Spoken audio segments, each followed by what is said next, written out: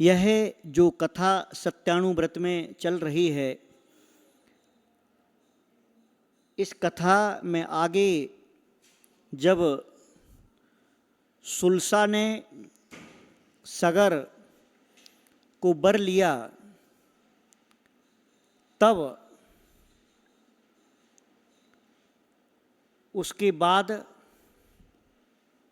वहाँ पर बैठे हुए सभी राजाओं की अलग अलग प्रतिक्रियाएं हुईं और वह जो मधु पिंगल था, मधु पिंगल को मालूम था पहले से कि गर्भ अवस्था से यानी बचपन से ही यह सुलसा का विवाह मेरे साथ होने वाला है, अतः वह निश्चिंत था कि सुलसा का विवाह मेरे साथ ही होगा। परंतु जब सगर के गले में बरमाला डाल देती है सुलसा, तो यह मधु पिंगल अत्यंत खेदखिन्न हो जाता है और लज्जित होकर के मन में विचार करता है कि धिक्कार है इस शरीर के लिए, भोग शून्य है ये मेरा शरीर, जिसके कारण मैं अपने मामा की पुत्री सुलसा को प्राप्त नहीं कर सका। और इस प्रकार से दुखी होकर के वैराग्य को धारण करके वह जाकर के उज्जैन दीक्षा ले लेता है कि जिसके लिए मैं इतना वर्षों तक मैंने इंतजार किया, इतना चाहा, सोचा, और आज मेरे साथ इस प्रकार का धोखा हुआ।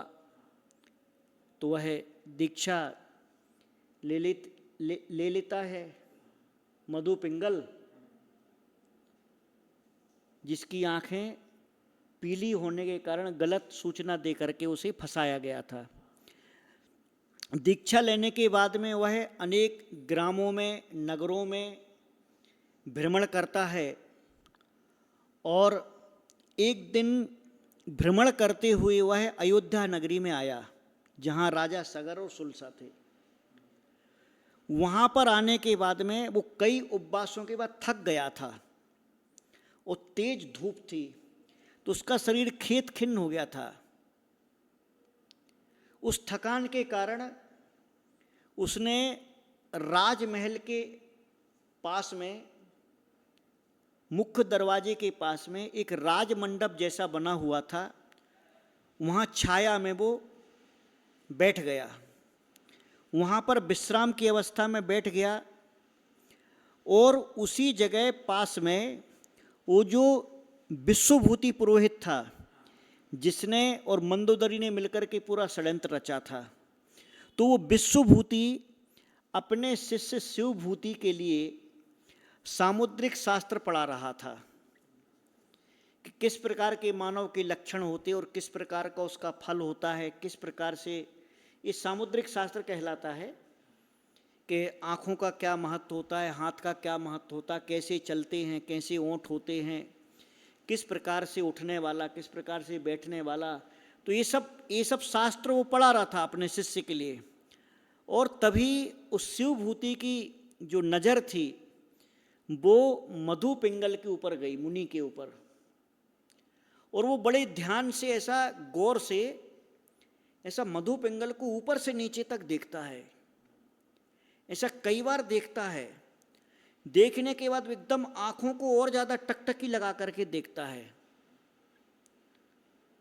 और वो अपने गुरु विश्वभूति को कहता है कि गुरुजी एक काम करो, ये जो तुम्हारा सामुद्रिक शास्त्र है इसके लिए आग जलाओ और घी की आहुति दो और उसमें डाल करके जला दो। तो बोला क्यों, ऐसा क्यों बोल रहे? अरे बोले, तुम जिस शास्त्र को हमको इतने दिनों से पढ़ा रहे हो, जिसको मैं सीख रहा हूँ, उसका सामने ये जो प्रैक्टिकल दिख रहा है हमको कि इसकी आँखें, इसका चेहरा और इसका शरीर देख करके इस व्यक्ति के लिए अभी राजभोगों के साथ में लिप्त होना चाहिए था। राज्य के संचालन के साथ भोग उपभोग की अवस्था में ये होना था। और ये जो त्याग करके बैठा है, इसकी कैसी अवस्था है? ये तो नग्न अवस्था को धारण करके घूम रहा है, तो ये तो सामुद्रिक शास्त्र में फिट बैठता ही नहीं है।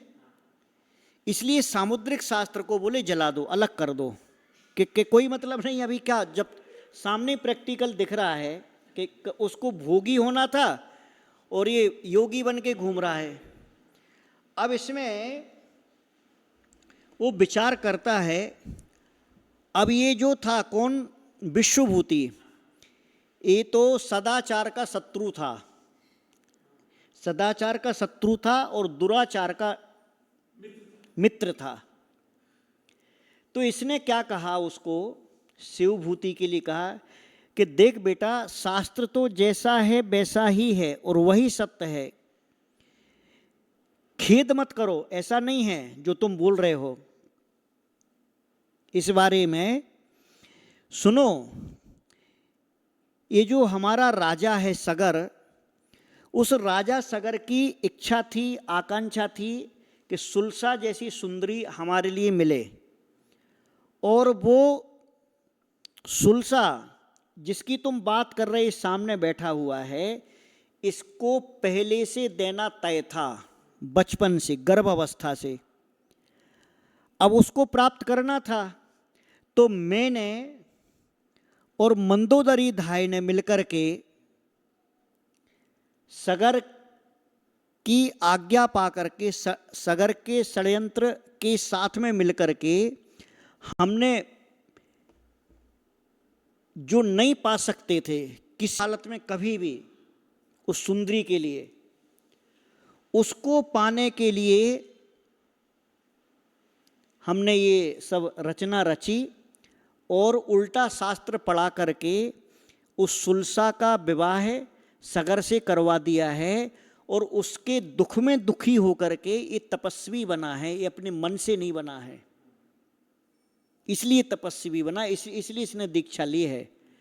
इस शिवभूति को समझ में आ जाता कि हाँ बात सही है। और विश्वभूति भी बोल करके अपने दूसरे पढ़ाने में लग जाता है, परंतु इसकी सारी बातों को वो जो मधु पिंगल था, वो उसने पूरा एकाग्र मन से होकर के एक एक शब्द सुन लिया। अब जब उसने सुना कि मेरे साथ में इतना बड़ा धोखा हुआ है और ये विश्वभूति ने, मंदोदरी ने और इन लोगों ने मिलकर के हमारे साथ में इतना बड़ा कपट किया है, छल किया है, तो उसका भयंकर क्रोध भड़क गया। मुनि अवस्था में भयंकर क्रोध भड़क गया। और इतना क्रोध भड़का कि जब वह क्रोध के कारण क्रोध की अग्नि में जल करके मरा, तो मरने के बाद में वह कालासुर नाम का व्यंतरों का देव हुआ, व्यंतर देव हुआ, कालासुर जिसका नाम था। अब उसका देव बन गया। देव बनने के बाद में उसने अवधि ज्ञान से देखा, अवधि ज्ञान से जान लिया कि मेरा किसने क्या किया था, और उसमें सामर्थ्य भी थी कि मैं इसका बदला लूँगा। उसने उसी समय सोच लिया था जब वो मुनि अवस्था में था कि इसका बदला तो मैं लूँगा, इनने जो हमारे साथ धोखा किया है। अब वो मर जाता है। फिर व्यंतर अवस्था में जब उसको अवधि ज्ञान से पता चल जाता है कि क्या करना, तो वो चाहता तो बोले कि मैं अभी इनको अगर चाहूँ तो विश्वभूति को भी मार सकता हूँ और राजा सगर को भी मार सकता हूँ, परंतु विश्वभूति का और राजा सगर का इतना पुण्य है कि इनको अगर मार भी दिया तो ये मर करके देव बन जाएंगे और बड़े देव बन जाएंगे। तो मर के उसने सब मालूम कर लिया अवधि ज्ञान से कि इनका पुण्य इतना प्रबल है अभी कि इनको अगर मारेंगे इस अभी तो मार तो देंगे, परंतु मरने के बाद तो ये और अच्छी गति में पहुंच जाएंगे और ऊंचे देव हो जाएंगे। तो उसने सोचा कि अब इनको ऐसे नहीं मारेंगे, अभी नहीं मारेंगे, इसका कोई मैं दूसरा उपाय सोचता हूं जिसके करने में इनके वध करने में भी कष्ट हो, इनको बड़े कष्ट से इनका वध हो, भयंकर दुखी हो करके, और प्रभव में भी इनकी दुर्गति हो। मैं ऐसा कुछ उपाय सोचता हूं। अब मन में विचार करता है, अकेला बृहस्पति भी अपना काम सिद्ध नहीं कर सकता। अकेला अगर चाहे ना कोई कि मेरा काम मैं सिद्ध कर लूंगा, तो बोले बृहस्पति भी अपना काम सिद्ध नहीं कर सकता है, उसके लिए सहायकों की आवश्यकता होती है, अच्छे सहायकों की आवश्यकता होती है। तो उसने ये सोच करके बोले एक ऐसे व्यक्ति को ढूंढा जाए, किसी ऐसे व्यक्ति को जो दुखी हो, रुष्ट हो, क्रोधित हो, क्रूर परिणामी हो, और मेरी विक्रिया की शक्ति और माध्यम बनाऊंगा उसको, और उसके बाद में फिर मैं बैर का प्रतिशोध लूंगा, बैर का बदला लूंगा। अब वो ऐसे व्यक्ति की खोज में वहां से निकला, और वहां से जब वह निकलता है तो यहाँ पर एक और दूसरी घटना घटित होती है। इसी के साथ में ये जो कथा चल रही है, इसी के साथ में एक घटना और घटित होती है, जिसे अगले उसमें बताएंगे। तो उसने, कालासुर ने इस प्रकार का विचार करके और खोजने की कोशिश की दूसरे व्यक्ति को, जिसके माध्यम से वह अपने कुकृत्य के लिए रूप दे सके।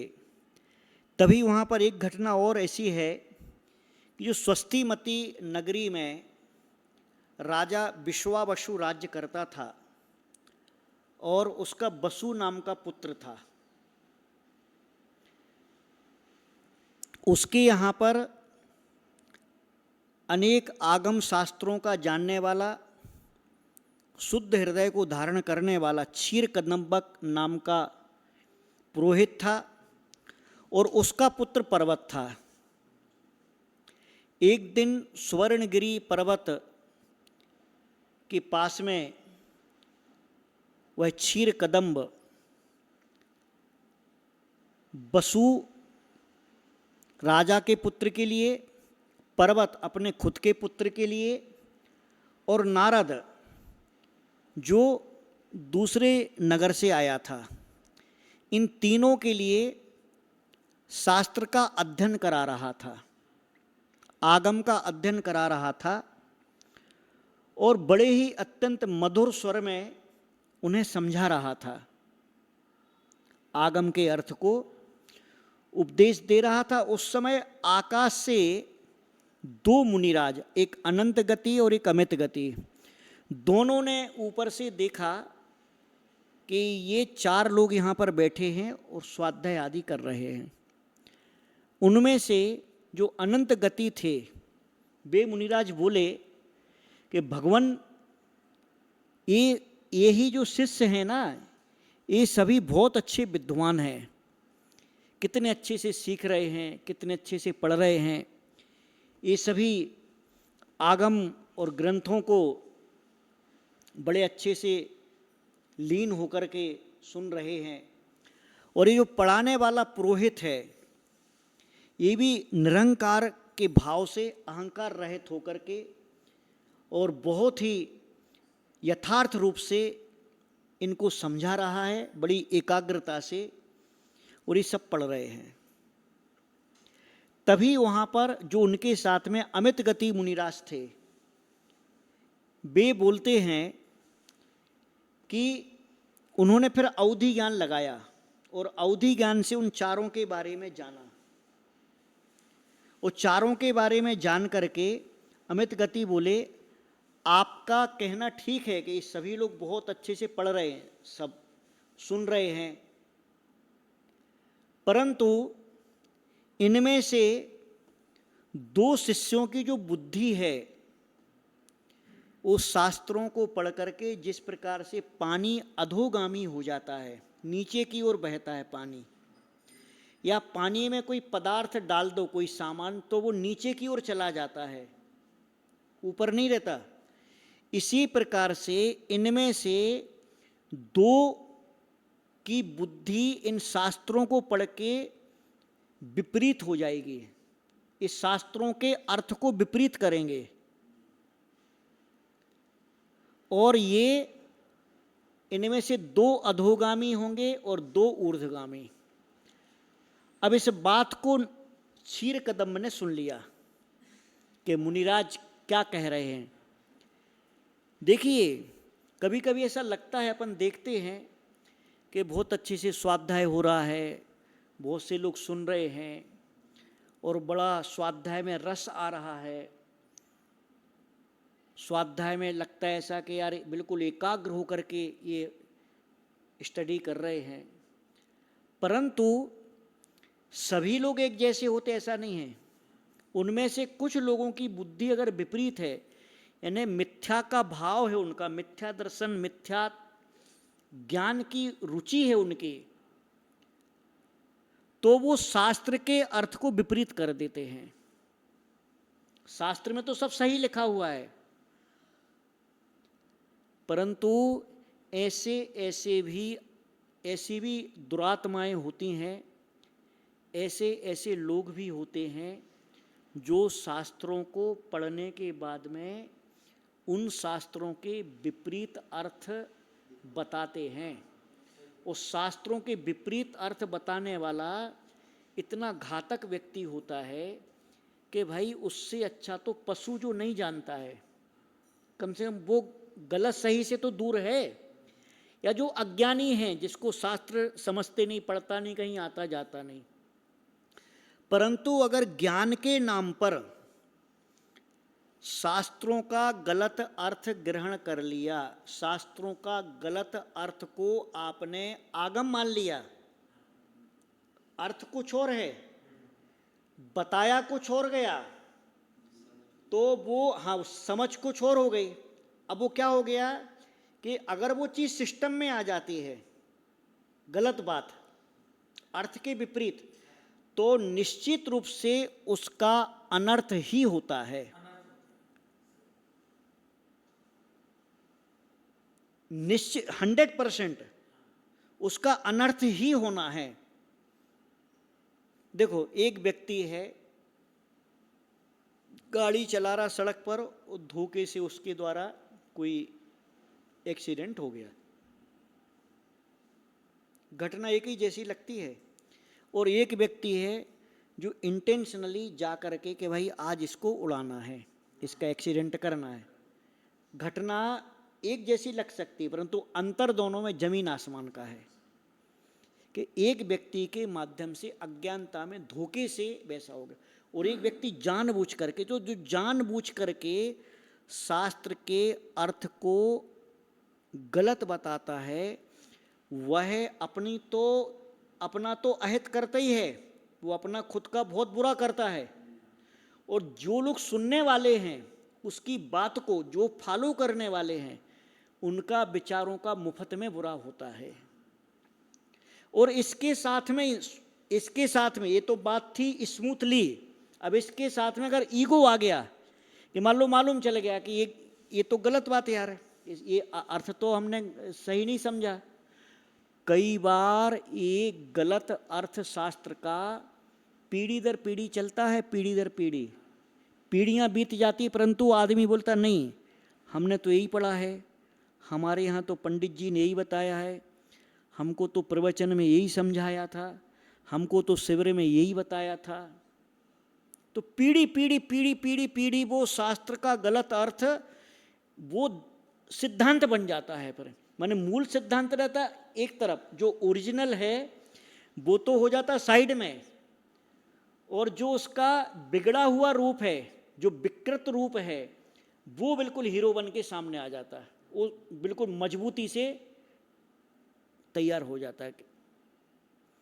और इसका इतना दुष्परिणाम होता है कि इससे व्यक्ति जिन शासन जैसे महान धर्म को, महान सिद्धांतों को, महान आगम को पाकर के भी बेचारा जो अनादिकाल से जैसा मिथ्या दृष्टि था, वापस वैसा मिथ्या दृष्टि हो जाता है।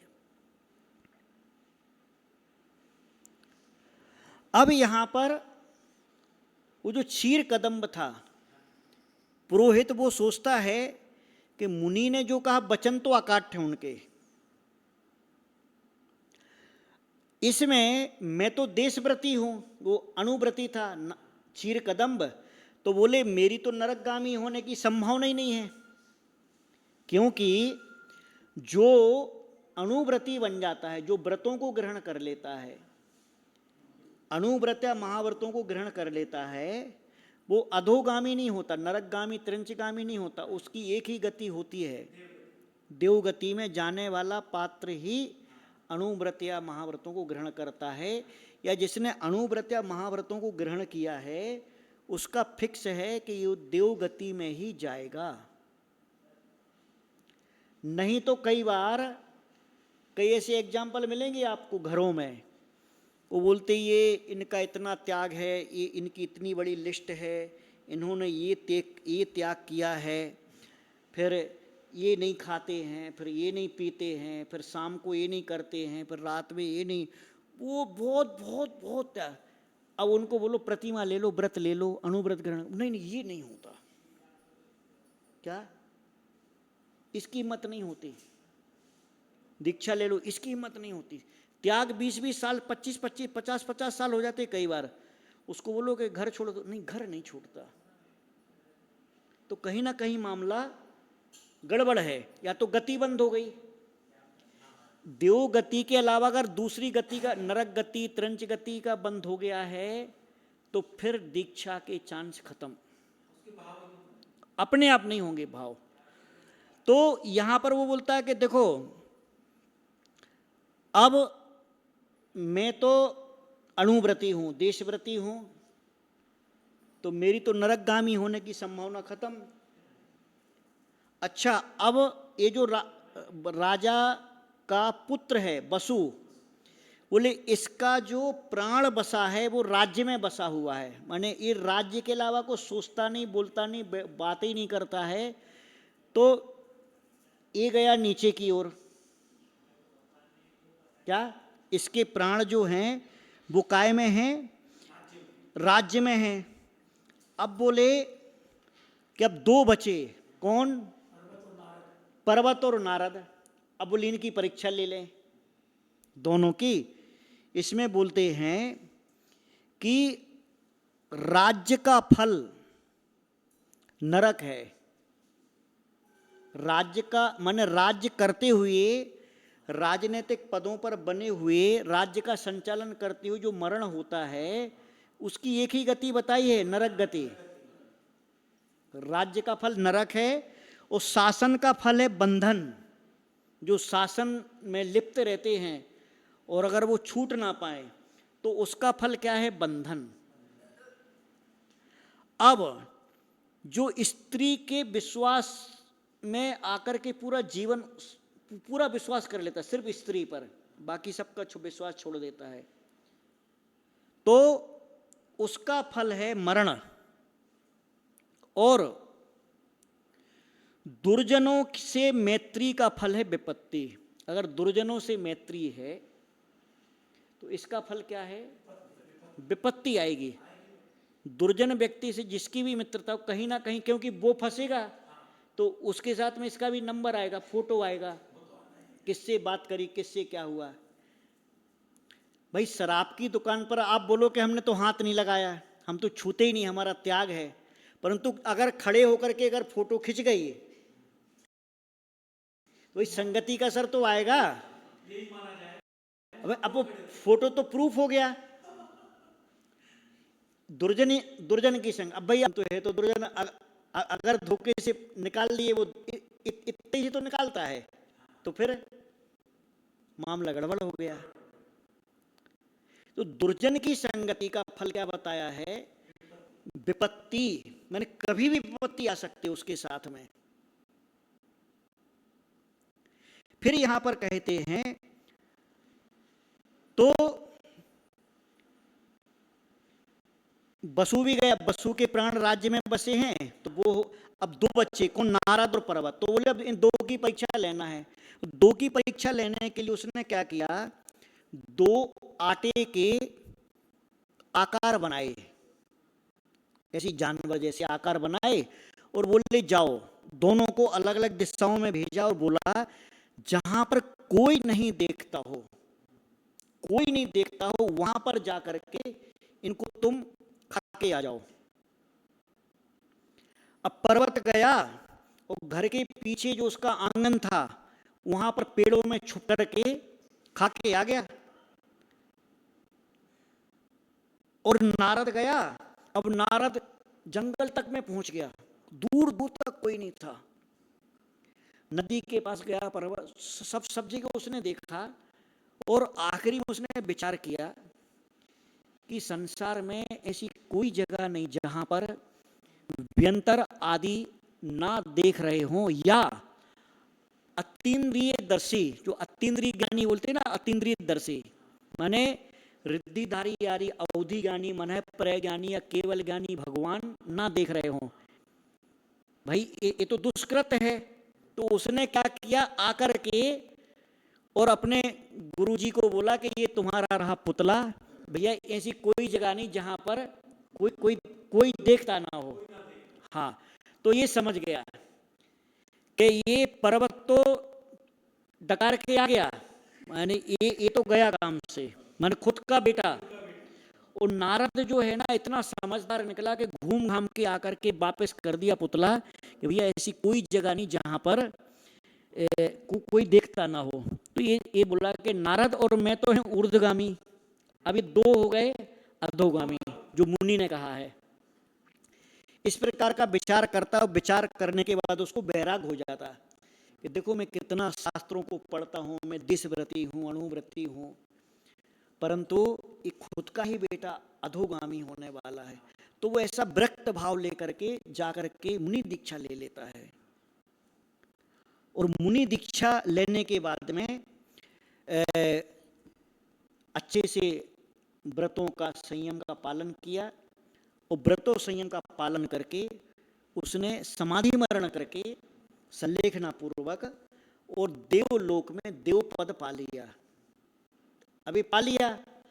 अब ये नारद तो चला गया था वहां से, वो जब पढ़ाई खत्म हुई तो चला गया था। तो उसने जब सुना कि मेरे गुरु का समाधि मरण हो गया है, तो एक प्रेम के भाव से प्रीति बस वो कि भाई भाई हमारे गुरु का पुत्र तो है, अभी वो क्या कर रहा है, एक बार जाके हालचाल पूछ लें। हमारे गुरु की जो पत्नी है उसको भी एक बार जाके पूछ लें कि भाई कैसे हो। तो बढ़िया फल वगैरह अच्छे सामान वामान लेके आया नारद उनके सम्मान के लिए। और आने के बाद में दोनों से मिला, माँ और बेटे से। और मिलने के बाद में बड़ा उसने हालचाल पूछा कि कैसे हो। सब हालचाल मिलने के बाद में उसको खुशी इस बात की थी कि बचपन में हमारे साथ खेला है पर्वत, तो बचपन से पढ़ाई करी है, तो इस प्रकार से वो आया। अब दूसरे दिन क्या हुआ कि दूसरे दिन उसने वो जो क्लास ले रहा था, कौन, पर्वत, ये चीर कदम का लड़का, ये क्लास ले रहा था और छात्रों को पढ़ा रहा था। वो छात्रों को पढ़ाते हुए उसने एक वाक्य पढ़ाया, अजेर यष्टव्यम। तो उसका अर्थ उसने बताया पर्वत ने कि बकरों से होम करना चाहिए, जो होम वगैरह होता है वो बकरों से करना चाहिए। तो इसने नारद ने सुन लिया। अब नारद ने तुरंत वहां गया क्लास में और बोला, अरे पर्वत तू ये क्या कर रहा है, गुरु ने ये बताया है क्या। गुरु ने इसका अर्थ बताया, अज यानी 3 साल पुराने धान्य जिनमें उगने की क्षमता खत्म हो जाती है, ऐसे उन धान्यों से हवन करना चाहिए समृद्धि आदि के लिए। तो ये तो बताया है, अजेर यष्टव्यम का मतलब ये होता है, और तू ये कौन सा अर्थ बता रहा है, तेरे लिए हुआ क्या है आखिर ये। तो नारद ने रोका और उसने समझाया कि तू ऐसी व्याख्या मत कर, ग्रंथ के विपरीत है, आगम के विपरीत है। तो वो जो पर्वत था वो बोला कि देखो तुम ऐसा मत समझना कि मेरी बुद्धि में संशय आ गया है, मेरी बुद्धि खराब हो गई है, या मैं कुछ जानता नहीं हूं। मैं भी सब कुछ जानता हूं, मुझको सब मालूम है। जिसने आगम के अर्थ को गलत स्वीकार कर लिया, वो ऐसा ढीठ हो जाता है, ऐसा दुराग्रही हो जाता है कि उसके सामने अगर तुमने कोई बोला ना, अगर आपने बोल दिया कि भाई वो ज़्यादा जानते, आप एक बार उनसे समझ लो, वो आपको मना कर देगा, आपसे लड़ बैठेगा, आपका तिरस्कार कर देगा। अहंकार आ जाता है ना कि भाई अब ये मैं कैसे, भाई मैं जो बोल रहा हूं बस वही सही है, मैं बोल रहा हूं ना वही सही है। तो उसने क्या किया कि फिर समझाया कि देख तू अपनी भूल स्वीकार कर ले। वो मुझको बड़ा अचरज है कि साथ में अपन ने पढ़ा है, गुरुजी ने ये अर्थ बताया था, तू क्यों अर्थ का अनर्थ कर रहा है। तो वो पर्वत कहता है, नारद सुनो, मैंने जिस अर्थ को बताया है वही अर्थ सही है, वही अर्थ मुझे स्वीकार है। मैं दूसरे अर्थ को स्वीकार नहीं करूंगा जो तुम बोलोगे। यदि ये अर्थ नहीं हुआ तो मैं अपनी जिह्वा कटवा लूंगा। देखो अब ईगो कितना खतरनाक हो गया। क्या बोला, अगर अगर ये अर्थ जो मैंने बोला है अगर ये नहीं हुआ तो मैं अपनी जिह्वा कटवा लूंगा, परंतु मैं जो बोल रहा हूं बस बात वही है। दुराग्रही व्यक्ति जो होता है, अहंकारी व्यक्ति जो होता है, वो अपने गलत मंतव्य को बताने के लिए शास्त्र का नाम तो लेगा आपके सामने। देखो अगर आपको शास्त्र का मालूम नहीं है, अब आपके सामने कोई बैठा है शास्त्र लेकर के, वो बोलेगा देखो फलाने आचार्य का शास्त्र है, अब आपको तो बता दिया है, अब आप क्या समझोगे, यार इस सामने वाला जो बता रहा है तो यार शास्त्र में से तो बता रहा है। तो ये इतनी भयंकर धांधली है, इतना भयंकर घोटाला है, और इसका परिणाम क्या होता है, विपरीत बताने का, विपरीत समझने का मतलब। तो उनकी जब बहस होने लगी तो नारद बोला, भाई अगर तुमको अर्थ ठीक नहीं लग रहा है तो ये बताओ अब इसका फैसला कौन करेगा कि अर्थ ये वाला सही है या वो वाला सही है। तो वो पर्वत बोला कि इसका फैसला करेगा राजा वसु। तो बोले कब चलना है, नारद बोला कब चलना वसु के पास। तो पर्वत बोला इसी समय चलो, अभी चलो, अभी फैसला हो जाएगा। तो दोनों जन वहां पे जाते हैं, वसु के पास गए, और वसु ने नारद को देखा और पर्वत को देखा तो पुरानी मित्रता याद आ गई, तो उसका बड़ा सम्मान किया, बड़ा दोनों का आदर सत्कार किया। अब इसने, नारद ने बोला कि देखो वसु, अपन ने मिलकर के गुरुजी के पास पढ़ा है, अपन सब ने एक साथ पढ़ा है, और उन्होंने अजय रेष्टव्यम का मतलब बताया था, जो इसका अर्थ है कि 3 साल पुराने धान्य से होम करना चाहिए। और ये पर्वत बोल रहा है, खुद गुरु का लड़का, के अजय रेष्टव्यम यानी बकरों से होम करना चाहिए। तो ये क्या बोला, वसु क्या बोला, भैया एक काम करो, अभी तो ये तुम हमारा स्वागत स्वीकार करो, कल सुबह राज्यसभा में अपन इसका फैसला करेंगे सबके सामने। तो उन दोनों को विदा कर देता है। अब दोनों को जब विदा कर देता है तो क्षीर कदम्ब की पत्नी यानी पर्वत की मां, इसको जब पता चलता कि आज क्या क्या हुआ है, तो वो अपने बेटे को बोलती, पर्वत अर्थ तो जो ये नारद बोल रहा है वही सही है, तूने क्या कर दिया है, तूने गलत। तो हुआ क्या था, इसको मांस खाने की, मदिरा पीने की आदत हो गई थी पर्वत के लिए। तो अपनी जिह्वा की तृप्ति के लिए इस प्रकार के अर्थ के अनर्थ करने लगा।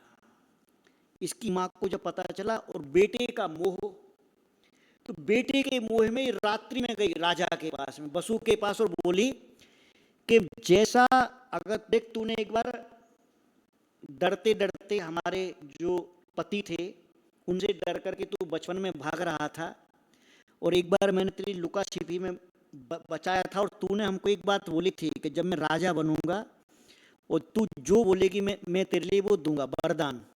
बोले अब वो तू वरदान मेरे लिए दे दे। बोले ठीक है, बोलो क्या चाहिए। तो ये बोली कि मेरा बेटा पर्वत जो कल बोले वही तुमको हाँ में हाँ बोलना है। अब ये बड़ा दुविधा में पड़ गया। वसु के अर्थ तो दूसरा बताया था भाई, जो नारद बोल रहा बात तो वही सत्य है। अब एक तरफ था कि भाई इसको मैंने बोला था कि जब तू हमसे वरदान बोलेगी तो मैं तेरे लिए दे दूंगा। इस प्रकार की दुविधा में पड़ गया वो, और दुविधा में पड़ करके उसने आखिरी में निश्चय कर लिया कि कल राजसभा में मैं पर्वत के पक्ष में ही बोलूंगा।